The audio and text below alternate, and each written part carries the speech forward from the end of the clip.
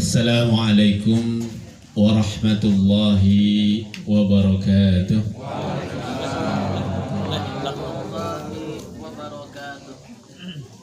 Alhamdulillah,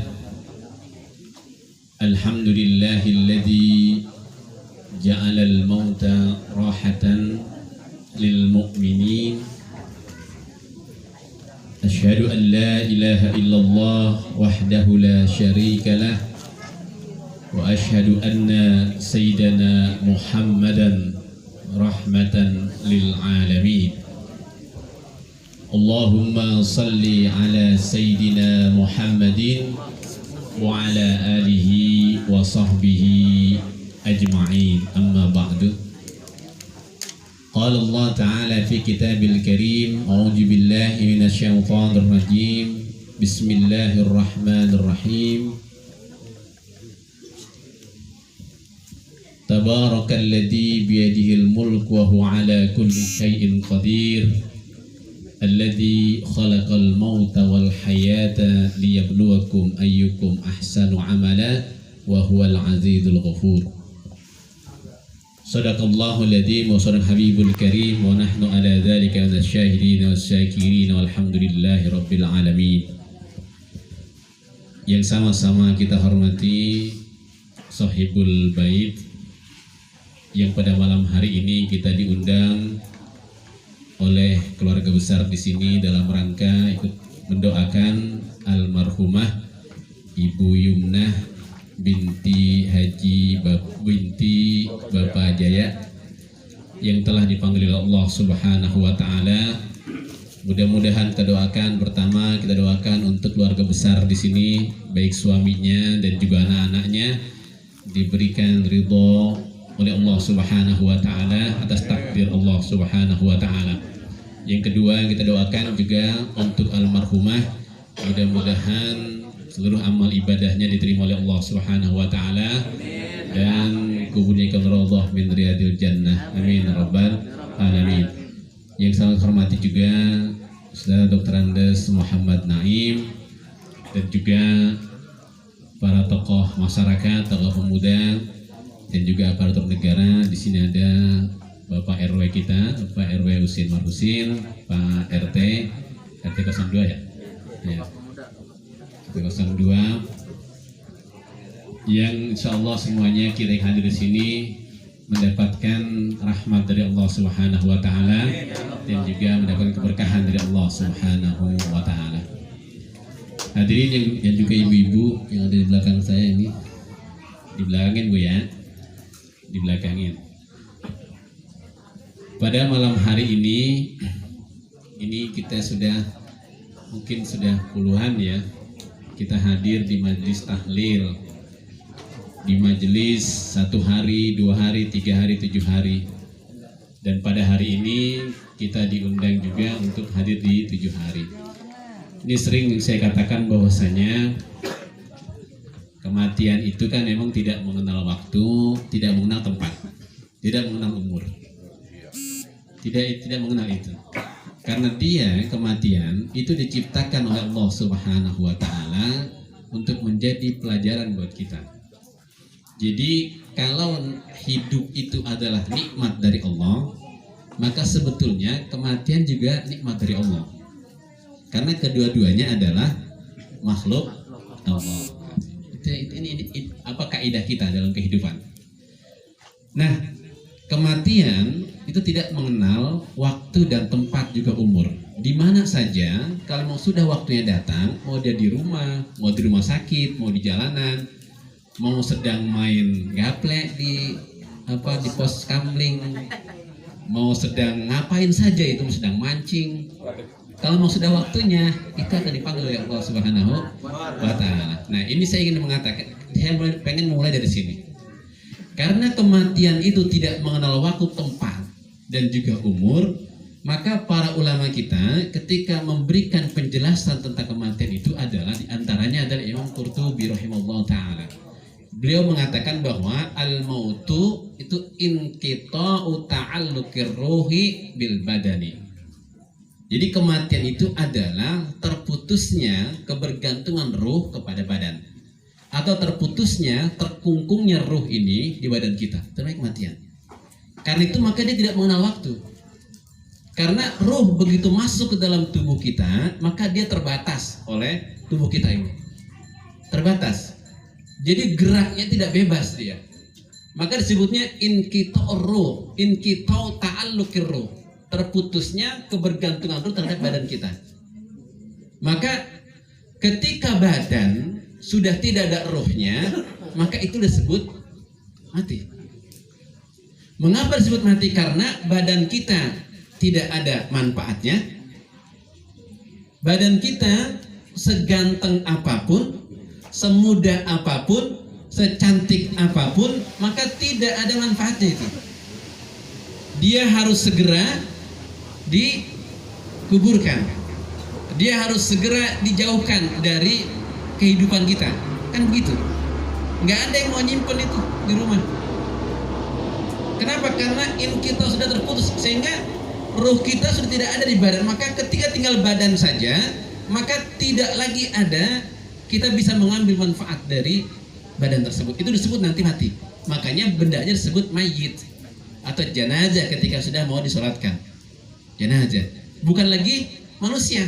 Nggak ada orang yang nyebut, ayo kita sholat manusia. Nggak ada. Ada nggak? Kita diundang nyolatin manusia. Ada nggak? Nggak ada. Tapi ada kita diundang menyolatkan jenazah. Nggak ada. Kenapa? Karena bukan manusia lagi. Mengapa bukan manusia? Karena sudah tidak ada ruhnya. Maka kita harus tahu bahwa kita ini adalah terdiri dari jasad dan ruh. Kita punya jasad, kita juga punya ruh. Jasad kita tanpa ruh bukan manusia dan sudah dijauhi oleh orang.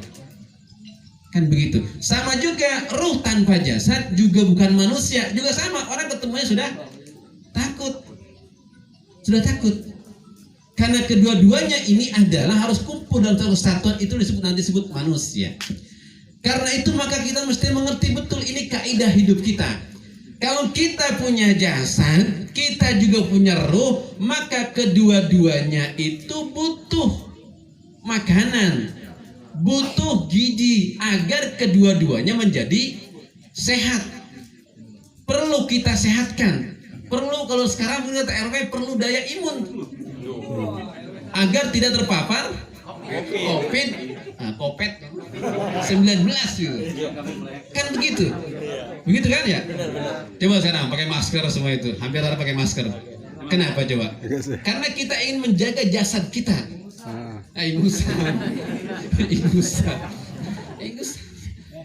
Ya, karena kita punya jasad dan ruh, kita menjaga jasad kita coba. Kesehatan jasad kita. Mulai makan, kita untuk kebutuhan jasad kita itu. Kita makan, kita minum, makan makanan yang enak. Karena kita kemudian mungkin bagi ibu-ibu begitu banyak alat kecantikan yang disiapkan di rumah untuk membahagiakan suaminya. Kan untuk kepentingan jasad itu. Itu jasad kita, karena kita ingin menjaga. Karena kita punya jasad. Namun kita juga punya ruh yang sama kebutuhannya dengan jasad.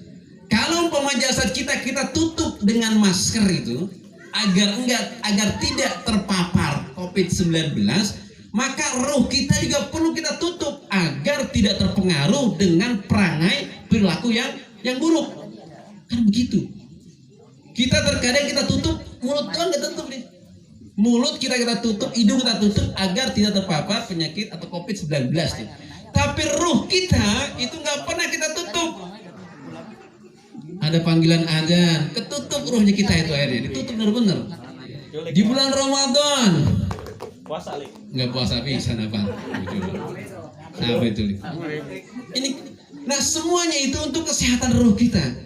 Kita sama COVID-19 yang luar biasa itu sudah pakai hand sanitizer, kemudian jaga jarak, kemudian menutup mulut kita, hidung kita tutup agar kita terpapar. Tapi untuk kebutuhan ruh kita sekarang tidak memperhatikan. Padahal kita punya dua itu. Dan dua-duanya penting bagi kita ini. Satu kita jaga, duanya lagi harus kita jaga. Karena satu tanpa ada keduanya bukan manusia. Nah kita nggak memperhatikan itu. Dan kita disebut manusia karena punya itu tadi, punya roh itu. Karena itu maka Ketika Allah Subhanahu wa taala berbicara tentang kematian, maka berbicara bentuknya adalah hikmah buat kita. Dalam surah Tabarak kita baca tadi itu. Alladzi khalaqal mauta wal hayata liyabluwakum ayyukum ahsanu amala.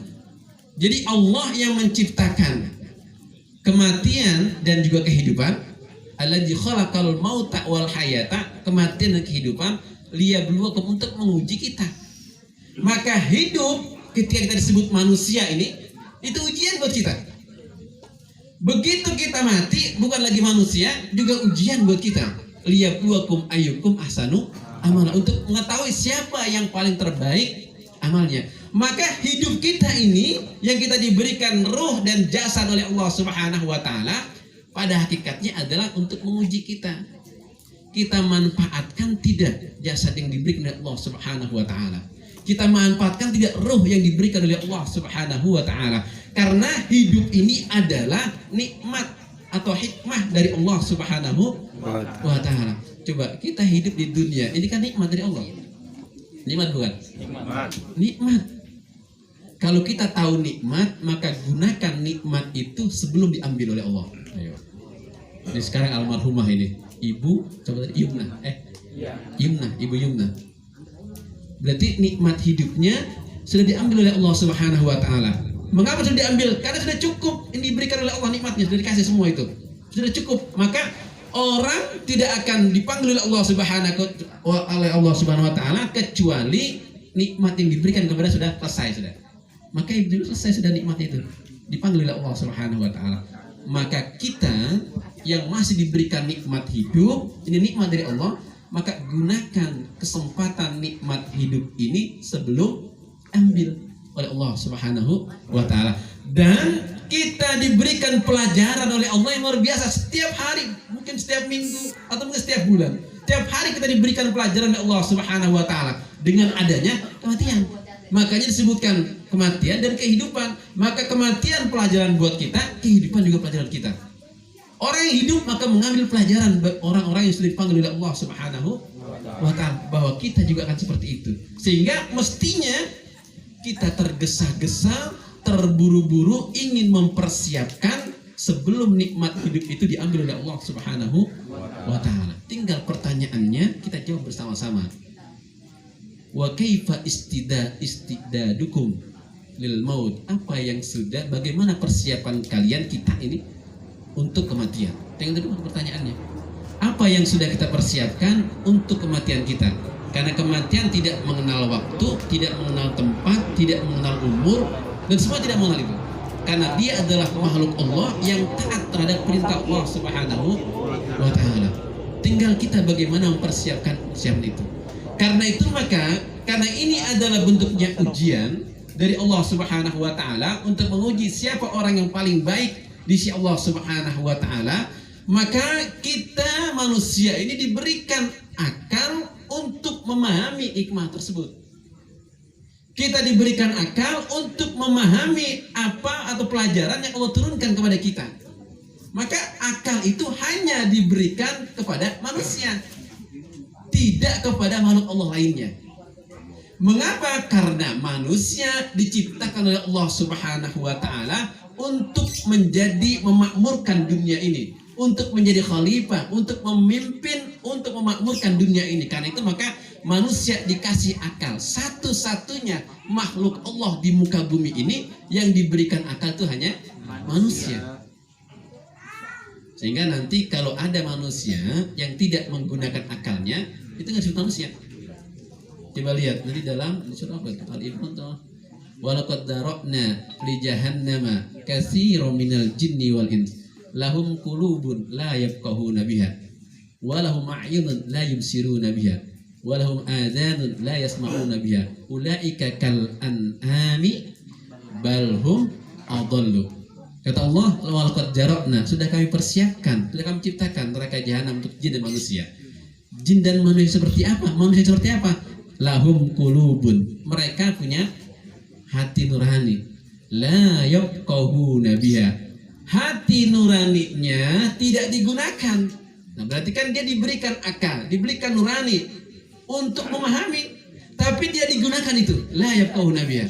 Kemudian mereka diberikan mata oleh Allah Subhanahu wa taala, tapi mata itu tidak digunakan. Kemudian mereka diberikan telinga itu tidak digunakan. Dia diberikan hidung, hidungnya malah ditutup sekarang.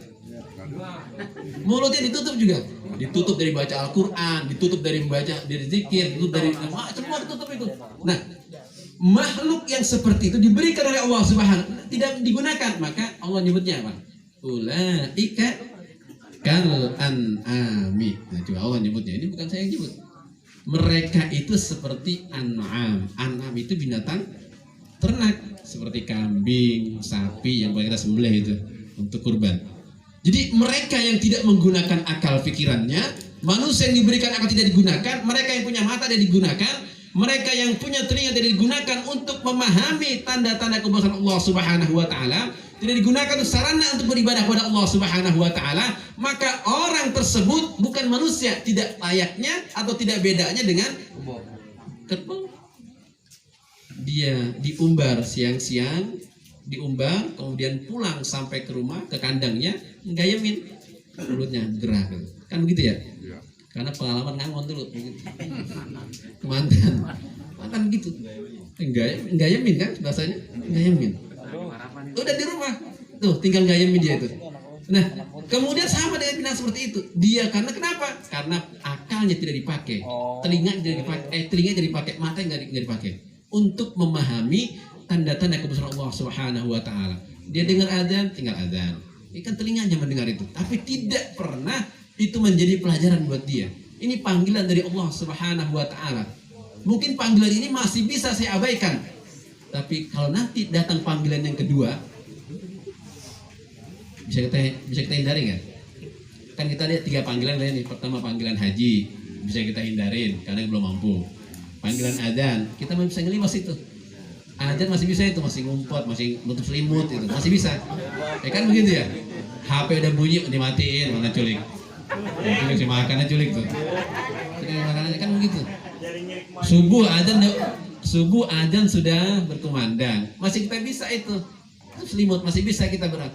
Tapi begitu panggilan yang ketiga, apa itu? Dipanggil kematian oleh Allah Subhanahu wa taala. Tadi saya katakan, dimanapun kita berada, maka tidak mungkin kita bisa akan menghindarinya. Dimanapun kita berada, tidak akan bisa. Apa kita masih menunggu panggilan ketiga ini?